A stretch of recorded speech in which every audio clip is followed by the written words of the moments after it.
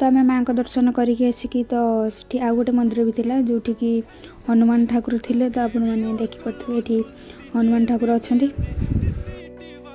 तो तापर आम चलिलु उपरकू माने मंदिर उपरकू आउ कि भाविदेनि। तो ये एत बड़ बड़ पत्थर था मु तो चढ़ी पार नी ये दी जन कूटे देखा माकड़ भाया डेईकी कूटे कूटे नहीं पहुँचाऊँ। तो ये जो रास्ता थिला ऊपर आने गछ बाजुला तो तले ये पत्थर जे चली ना बिल्कुल भी। तो फाइनाली आम पड़ी उठिक आसिक ऊपर पहुँची गलु।